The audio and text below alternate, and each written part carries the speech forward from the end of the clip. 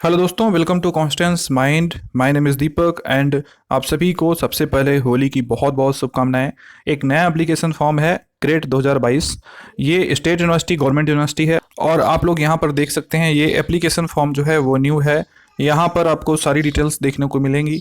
हम आपको ब्रोशर दिखाएंगे, सीटों की डिटेल्स दिखाएंगे, एलिजिबिलिटी दिखाएंगे और बाकी जो डिटेल्स हैं वो भी आपको देखने को मिलेंगी। यहाँ पर जो एप्लीकेशन स्टार्ट हुआ है वो 16 मार्च को स्टार्ट हुआ है और इसकी लास्ट डेट अगर आप देखेंगे तो लास्ट डेट आप देख लीजिए। यहाँ पर जो लास्ट डेट है वो 16 अप्रैल 2022 है। इतनी डेट तक आप आवेदन कर सकते हैं, ठीक है।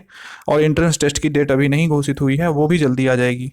और अगर हम एप्लीकेशन फ़ीस की बात करें तो आप यहाँ पर देख सकते हैं एप्लीकेशन फ़ीस 1,000 रुपये है क्रेडिट के लिए।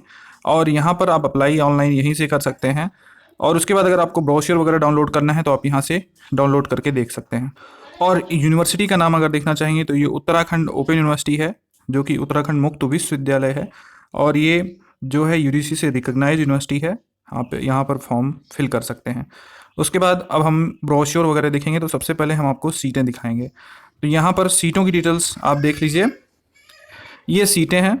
यहाँ पर पीएचडी हिस्ट्री में जो कुल सीटें हैं वो 7 हैं और पीएचडी समाजशास्त्र में कुल 2 सीटें हैं।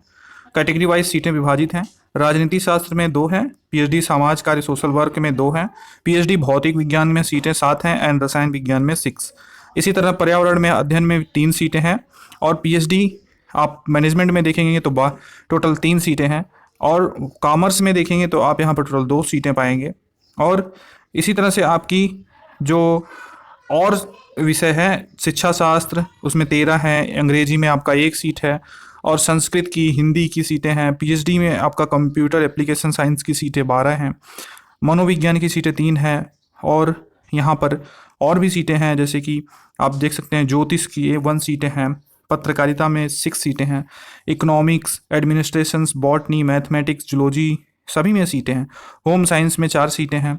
तो इस तरह से टोटल सीटें जो हैं वो 117 सीटें हैं, 107 सीटें हैं।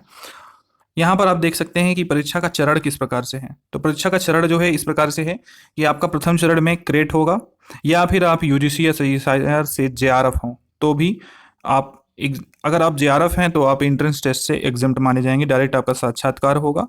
साक्षात्कार भी हो सकता है और यहाँ पर परिचर्चा भी, मतलब कि डिस्कशन भी हो सकता है, ग्रुप डिस्कशन एंड आपका प्रस्तुतिकरण होगा, मतलब कि आपको प्रेजेंटेशन वगैरह भी दिलाया जा सकता है। तो ये 2 स्टेप होंगे। अगर आप जेआरएफ हैं तो आपको एंट्रेंस टेस्ट नहीं देना है, अगर नहीं है जेआरएफ तो आपको एंट्रेंस टेस्ट देना पड़ेगा।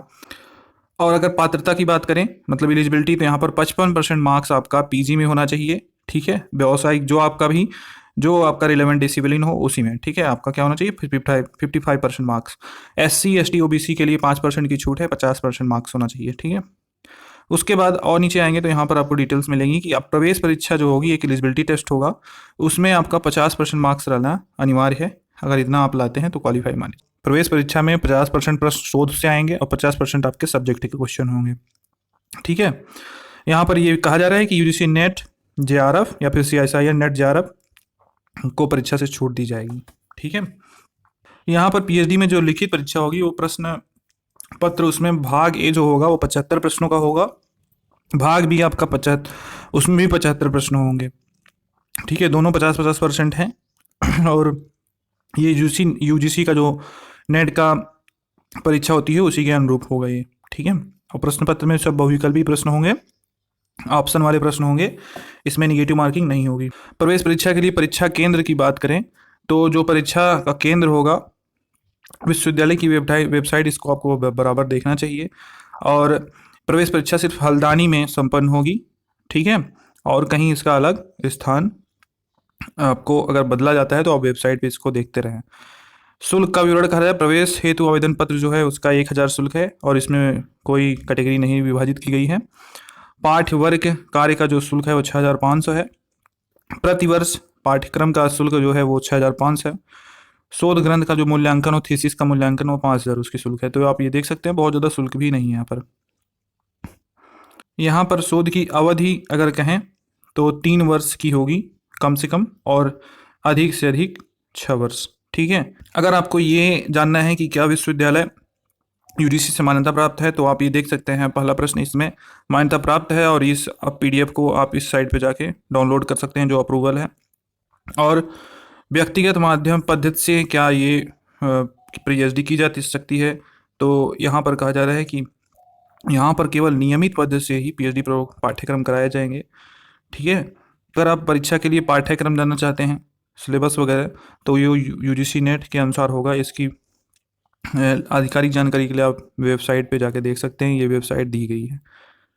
और एक चीज़, क्या पीएचडी को पूर्णकालिक नौकरी के साथ किया जा सकता है? तो यहाँ पर कहा गया है कि ये पीएचडी नियमित पद्धति से ही मान्य है। ठीक है, ये नियमित पद्धति से मान्य है और इसको किया जा सकता है। इसके संबंध में आपको एक नो ऑब्जेक्शन सर्टिफिकेट आप जहाँ पे कार्यरत हैं वहाँ से ला कर देना होगा, और वहाँ से आपको अवकाश लेना आवश्यक होगा। तो जहाँ तक है, हमने पूरी डिटेल्स आपको दी। अगर कुछ छूटता है दोस्तों, तो उसके लिए आप कमेंट सेक्शन में पूछ सकते हैं। और वीडियो को जिन्होंने इन तक देखा है वो पूरी चीज़ें समझ गए होंगे। अप्लाई करना चाहते हैं तो साइट पे आप आएंगे, लिंक डिस्क्रिप्शन में है, वहाँ से click here to apply online, आप इस पर क्लिक करेंगे तो आप फिर और डिटेल्स यहाँ पे फिल करके अप्लाई कर सकते हैं। ठीक है, तो यहाँ तक देखने के लिए बहुत बहुत धन्यवाद। मिलते हैं किसी नेक्स्ट वीडियो में।